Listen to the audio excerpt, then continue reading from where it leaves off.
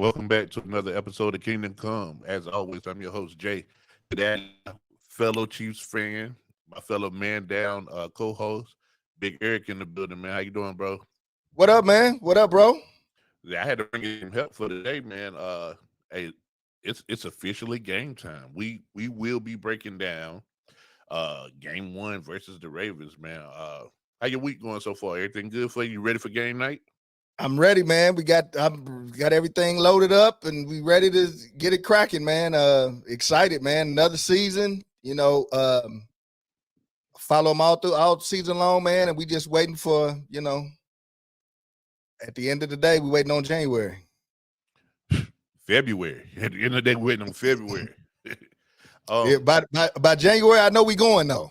that's a fact. So I'll do something that I didn't have planned. What do you think our record will be at the end of the year?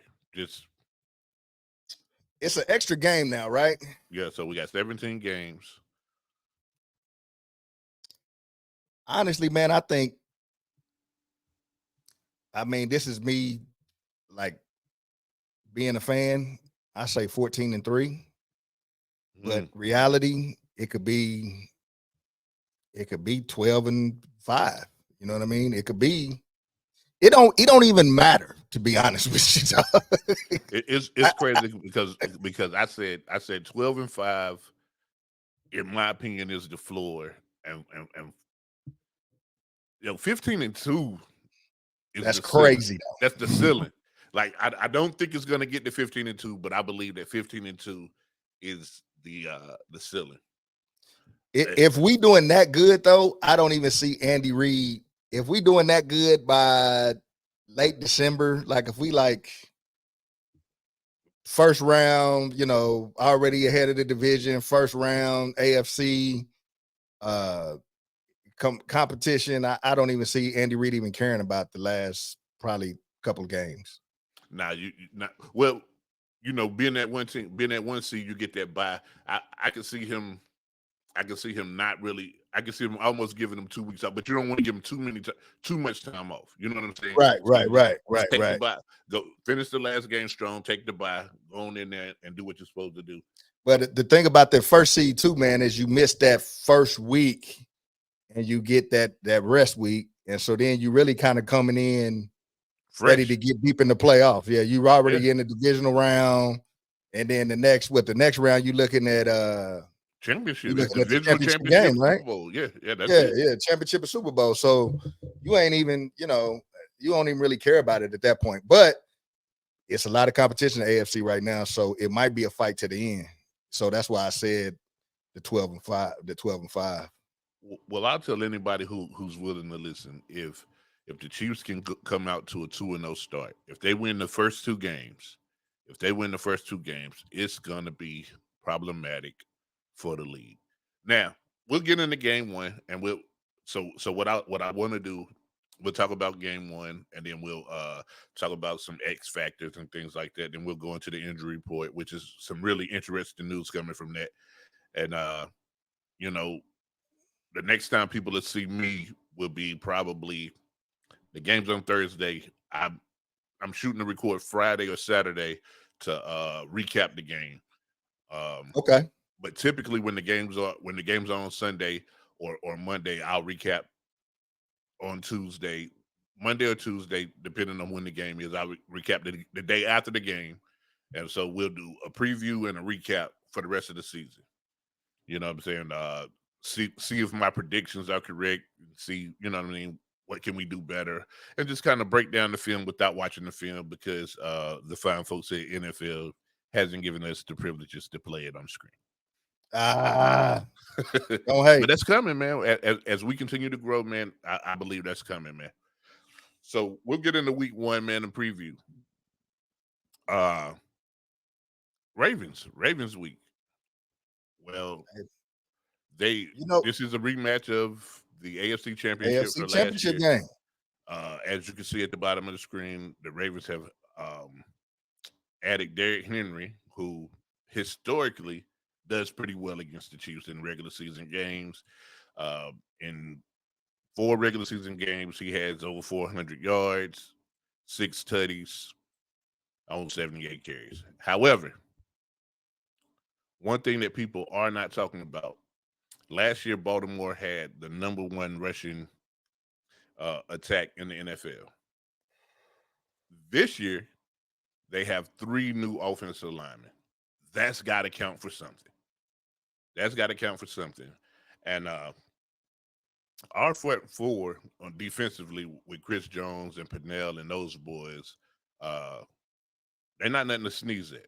They're not nothing to sneeze at. So I don't think that the run will be as prominent as what Baltimore will look like mid-season or end season when that offensive line has time to gel. I think that's the first key. That's the first nugget that I want people to watch. Watch Baltimore's offensive line because they don't really play their starters like that in preseason. So this is really the first real game action that these 5 individuals will have playing together. Right. And I think I think it's gonna take time for the offensive line to gel, but Derrick Henry ain't the same Derrick Henry that, I mean, he's still Derrick Henry, but he ain't no young whippersnapper like he was. And he gets injured a lot more now. So, take that into account as well. And I think the problem, if there is a problem, Lamar Jackson gonna do Lamar Jackson. They got Zay Flowers, they got some weapons, but we'll see how because I think the problem with once you contain Lamar Jackson, you contain the Baltimore Ravens. So for sure.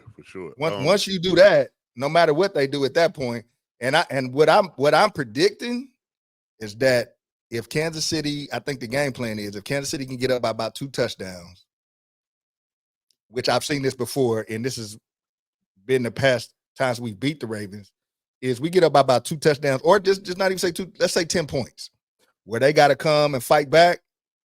It's kind of a wrap at that point because now they're trying to fight to catch up. Yeah, you definitely got to jump on early, and once you do that, it takes their strength, which was running the ball, clock management. It takes that out because now you feel like you have to be in a shootout and you have to score because you're already, looking down the barrel. Right. Andy Reid was yesterday asked at the press conference about the challenges of playing Baltimore and it being a rematch from the AFC Championship game last year, and this is what he had to say. When you're preparing for a game like this, how much legitimate stuff can you take away from an AFC title game, or is it a little bit of watching the preseason? Like, how does that work? Yeah, they didn't play a whole lot in the preseason. They're main guys, but we know who they are.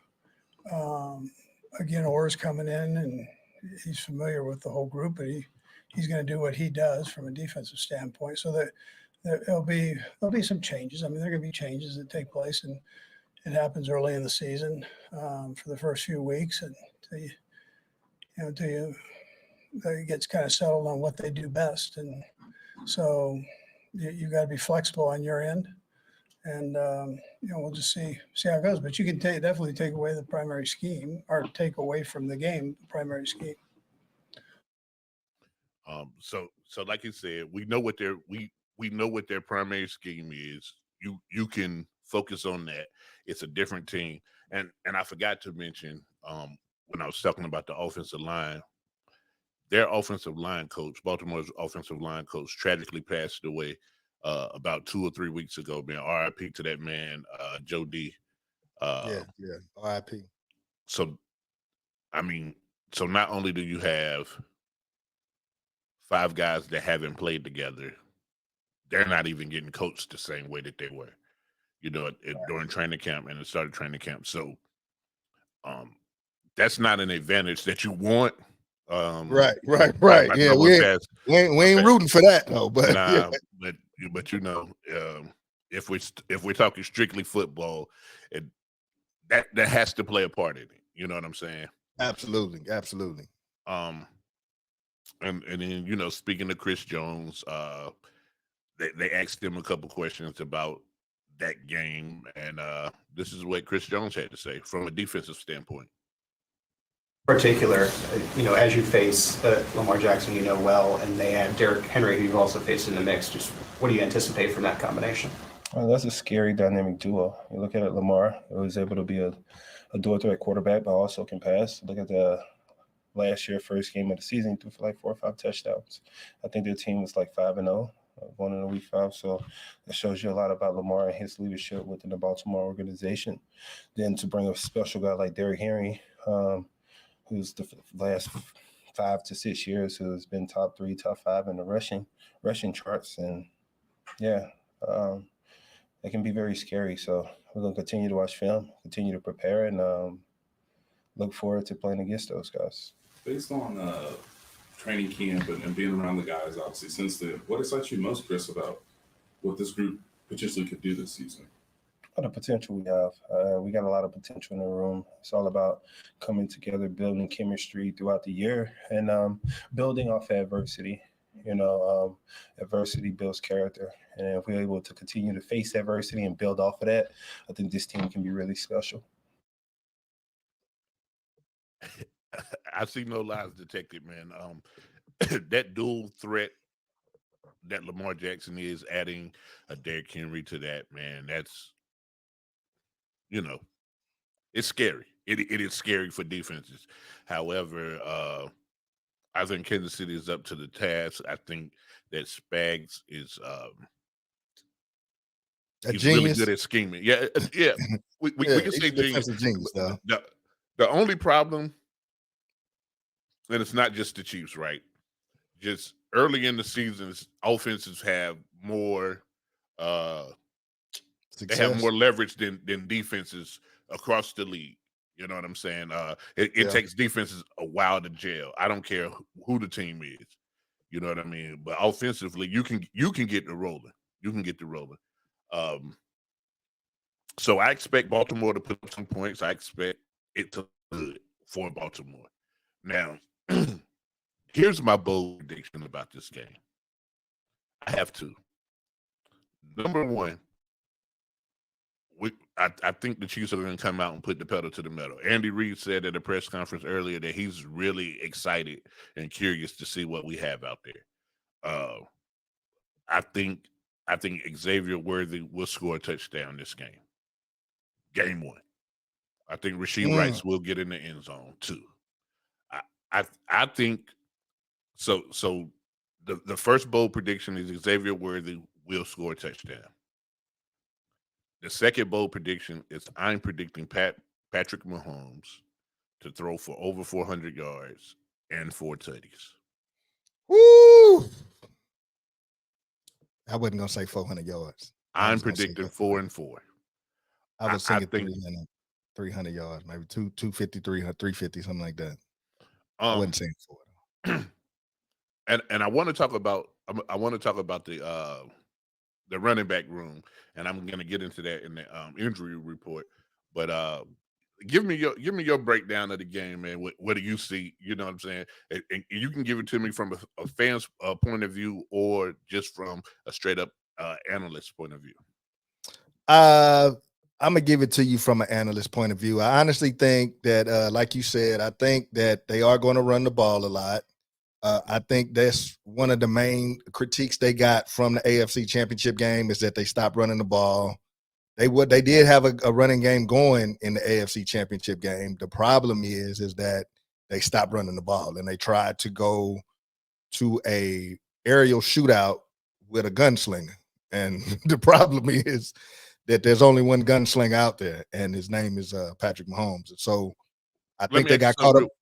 Go ahead. Ask you, do you think that they'll try to run the ball to their own detriment? Like, clearly, at a time where you would have early abandoned that game plan because it's not working the way you thought it was. You think they're going to try to stick with it longer to prove the naysayers wrong, or do you think that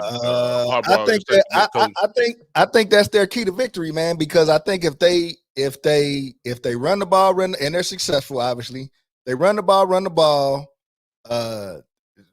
Lamar doesn't have to do Lamar stuff all the time. And if they run the ball, keep the ball out of Pat's hands, score every time they run the ball, take time off the clock, get up. Hopefully we have some couple mishaps. They get up by 14 points or something like that. I think that's their key to victory, because the less chances Pat has at the gun, then the more chances they had to win. But on the flip side is, I think they'll abandon it early, especially if it's something crazy, like if it's 21-0 or 21-7 or something crazy like that, where, Xavier Worthy's crazy, Juju Smith-Schuster or somebody, and I don't know if he's even starting this week, but Juju Smith-Schuster gets off, Pacheco's doing Pacheco stuff. So if they're Kelsey's being Kelsey, if they doing all that and it's up high like 21-7, they're gonna abandon the run. They got to, because now you running time off the clock. But if you don't score, now you almost putting yourself at a detriment and letting him just run the score up again. But I think Kansas City has what it needs. Now, I'm gonna be honest with you. This first game, we're gonna see some rustiness. I anticipate we're probably gonna see a little rustiness. We're gonna see the receivers may not being on the same page, the rookie getting trapped up, not being in the right spot. We might see some stuff like that. But overall, my fan prediction is that we'll eventually, like we always do, come out on top. I think that the ultimate safety blanket is still there. 8-7 is there. Yep. But I think Rashee Rice, the the growth from year 1 to year 2, will have him Pro Bowl contention this year. I think that growth is crazy, and then he can actually play the type of receiver that he is, a big body possession receiver. And you can let well, of course Hollywood won't be here this game, but you can let Hollywood and Xavier stretch the field, and now you got a backer or a nickel corner on Kelsey, and that's not good. Good luck with that. Or maybe a safety, but again, and that AFC Championship game, man, Kelsey played out of his mind. Yeah. So, but my only, I don't always, and I know this is probably not the thing to say as a Chiefs fan. I just don't even care as much as I used to I care about if they get the number 1 seed, but it's not a must, man, because I seen last year that it don't matter if we on the road, it don't matter where we go, what the circumstances is. We played the hardest playoff schedule in the league last year and won the Super Bowl. So the sky's the limit. I mean, and just think about it. We're not even 100% yet, Jay. We at like 75 right now. We ain't got Hollywood Brown in the mix. I mean, Juju ain't really got going. He just got added back to the roster. So, I mean, just think about when they are full strength, everybody's on the same page. The playbook's crazy. The calls is doing crazy. I mean, I'm just excited to see it, man. Well, this is one thing that I like to point out, and then we'll go into the injury report. 2 years ago, the Kansas City Chiefs won the Super Bowl with Juju Smith-Schuster being the number 1 wide receiver. Exactly. This year, right now, he's slated to be at best, 4th on the depth chart behind Hollywood, Rashee Rice, and Xavier Worthy. So they got him down there somewhere with Mecole Hardman and Scott Moore. So right. So you upgrade your weakness like tremendously. You know what I'm saying? And it's going to be a heck of a ride. So again, if they can win these first 2 games, the season's going to shape up really, really well. And now we're going to get into the injury report. But before we do, I'm going to bring up the schedule real quick and show you what I'm talking about. All right.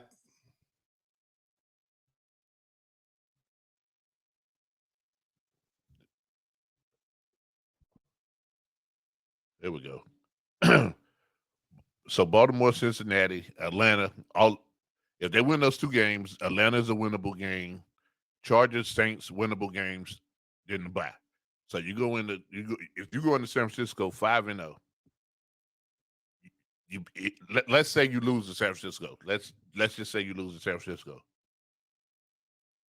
Vegas, Tampa Bay, and Denver, 3 more wins. Buffalo doesn't seem to be Buffalo of past.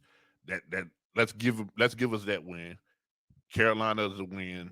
Vegas and Chargers again. So by the time you go into week 15, you may have lost to San Francisco. Like, and then the end of the season, Steelers and the Browns and the Texans. That seems to be a little 2 week stretch that could be tough. One of those games at home, the other one's on the road, and then Pittsburgh. We don't know who the quarterback will be by then, and then Bo Nix to end the season. So, yeah. I think. I mean, did you see why I said the ceiling is really 15-2? Like, yeah, there'll be a I can hiccup see in it, one but of I those also games. could see, Jay. I could see us losing the first 2 games against Baltimore. Well, mean, and that's why I said 12-5 is very realistic as well. Yeah, because I only see 5 teams. I see we always play the Bengals play us really hard. The Ravens play us really hard. San Francisco's hit or miss. The Texans got a good team now. That might be a battle. The Browns got a good team. That might be a battle. And Buffalo, just because and it's Buffalo, yeah, and Buffalo might be a challenge. If not, the Raiders, we normally beat the Raiders. I mean, I know they won last year on Christmas, but I mean, and that's so I don't like. I honestly say in our division we may lose 1 game because that's just. And then I don't think, like, of those 5 teams that we said could win, we probably won't lose to all 5 of them. You know what I'm saying? That's so, what I say. Yeah, you're right. Yeah, so you're right. it could, I don't see us losing to everybody. Yeah, so but there's 5 losable games and a hiccup. So the absolute bare minimum floor is 11-6. 11 is, yeah, that's what I would say. But again, which I don't even was think our record last year. Yeah, that was our record last year, and we didn't even care. We was whatever. Because I just think honestly, man, and I know the players probably will never say this, but I think they get bored with the regular season at some point. You know, when they're up and they know they're going, they know we're gonna make the playoffs.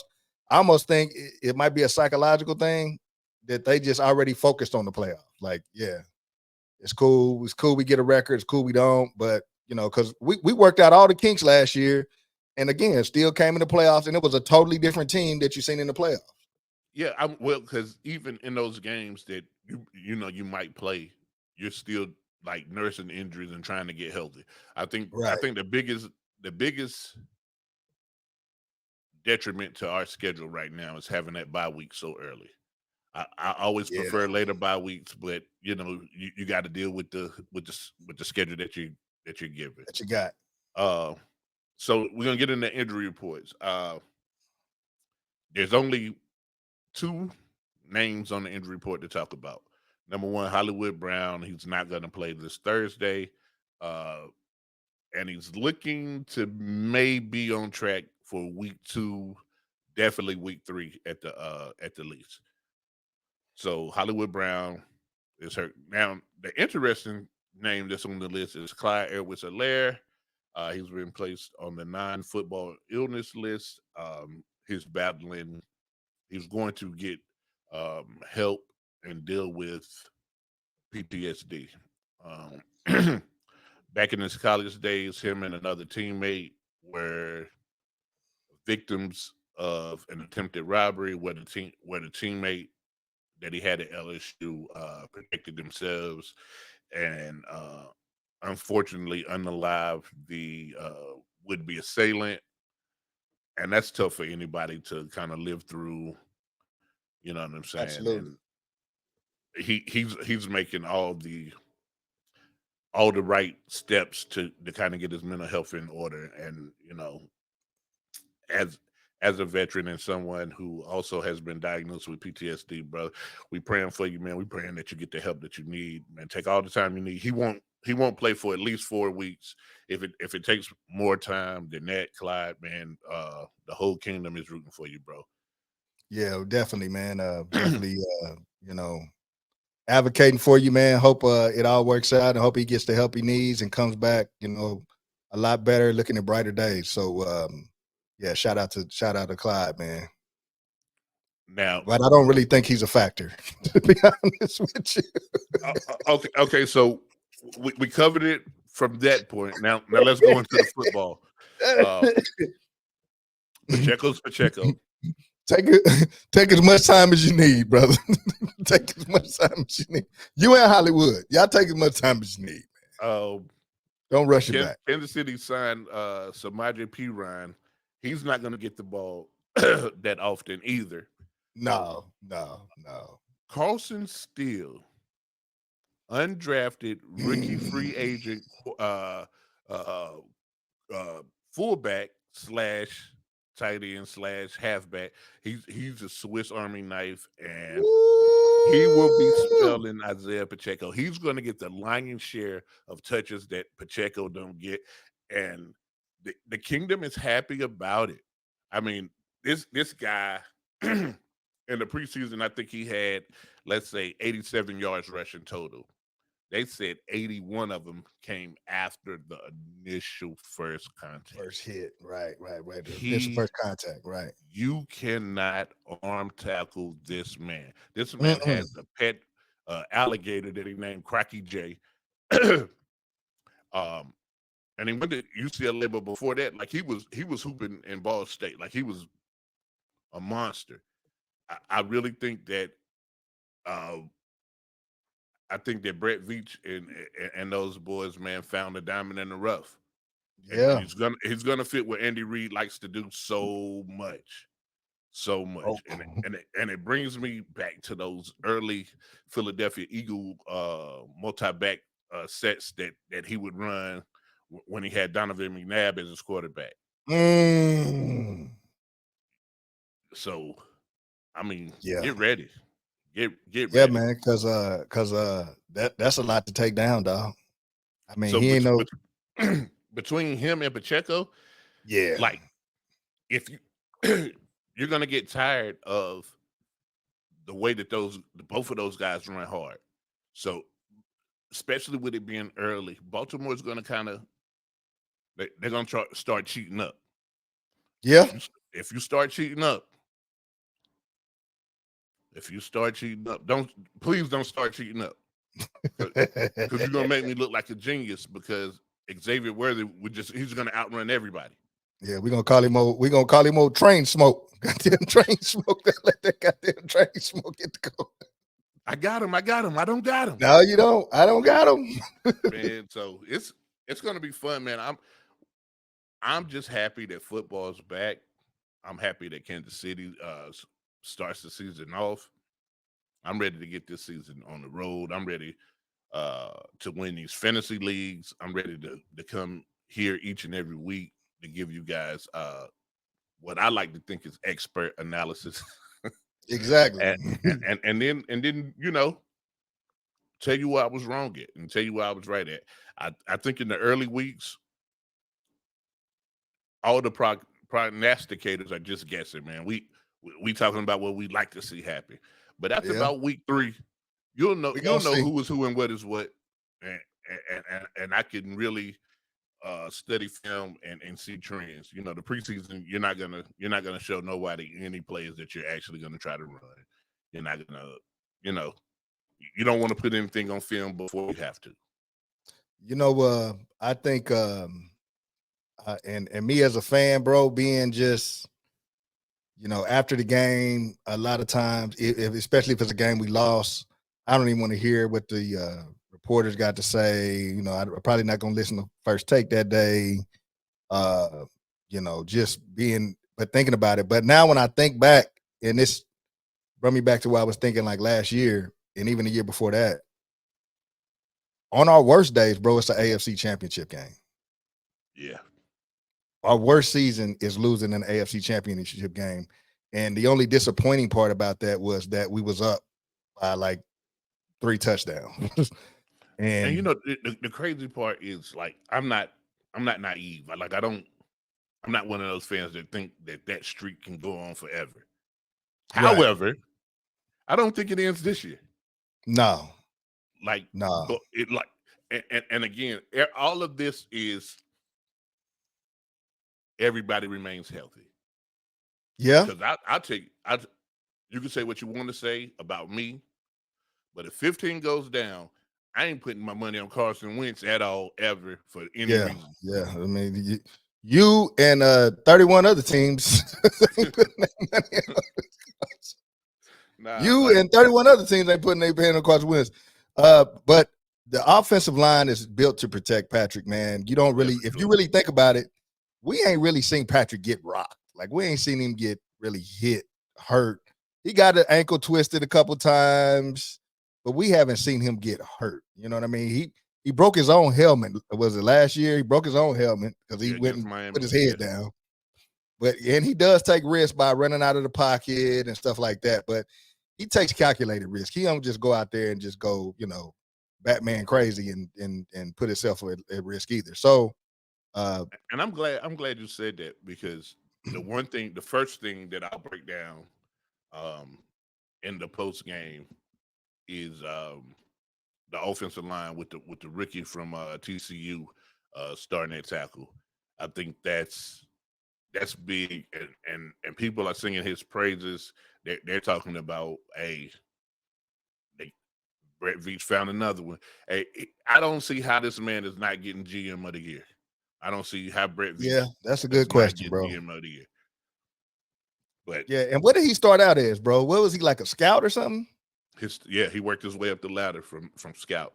Yeah, that's what I thought. He was a scout, so he knows what talent looks like. You don't got to be a top 5-star recruit. It don't have to be none of that. It can just be diamond in the rough. What I call a silver dollar in the front yard. Man, shoot, that's what Pacheco was. 7th Yeah, round pick. because nobody's seen that. Nope. You don't want me to tell you the truth. And I know Brett Beach. I don't know if Brett Beach was with the organization back then, but I think he might have been. Tyreek Hill, bro, was like a 5th round pick. Yeah, fourth round pick. Yeah. Yeah, something like that. Yeah. I mean, and he was mainly a punt returner, but look what he developed into. A $72 million quarterback with the Miami Dolphins. So Yeah. they know what they're doing, man. That team over there know what they're doing. And personally, this is probably too early to say, but barring any injuries, man, Patrick Mahomes probably will go down as the greatest quarterback to ever play the game, surpassing Tom Brady, if he gets those championships. Because we're knocking at the door at 4 right now. I mean, hold on, 1, 2, 3, 4. What 5? We're knocking at the door on 5. We're not gonna count. 1969. I know that's hard. That's hard to knock. But we can say from 2020, and let's just say 2030 maybe, which is in the next 6 years or so.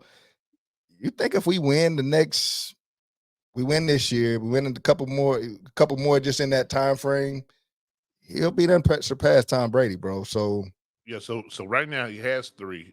This will make 4 for him, and then if he gets 2 more in the next 10 years, that's right. That's 6, and then he still has, another. Let's say 3 or 4 years. Yeah, he still has another 7 years of playing time, because he's what, 28 now. He'll be 28. Right. So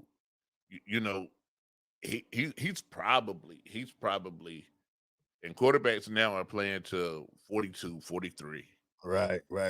Which I don't even know. I don't know if he got that many championships. I don't even know if he would play that long. And again, that's barring injury. That's barring anything crazy happening. But he would be, even if he ties Tom Brady, he only got to beat him. He only got to surpass him. He ain't got to get 8 championships. He got 7, bro. Shorter period of time. back-to-back Super Bowl, possible three-peat. It would just be unprecedented, bro. You'd have to say he's the greatest quarterback to ever play the game. I ain't mad at that. Yeah, But you have to say it. man, listen, we thank you for coming, man. Hopefully you'll be a mainstay and Yeah, get man. here You know with us. me. And Yeah, I got you. we thank you all for watching, man. Please like, subscribe, Right. share. Get us in the comments, man. Let us know what you agree about, what you don't agree about, Don't man. agree about, yeah. What your man say? Hey, talk to me, I talk back. You know what I'm saying? Hit us in Exactly. the comments, man. And hopefully, man, by the end of the season, we'll stop pre-recording these, man, and we'll hit you live. Hit you live. If the need's there, man, we'll be there. Exactly. But man, hey, we thank y'all for tuning in, man, and we'll catch y'all Friday after the game. Till kingdom come, baby. Hey. Peace.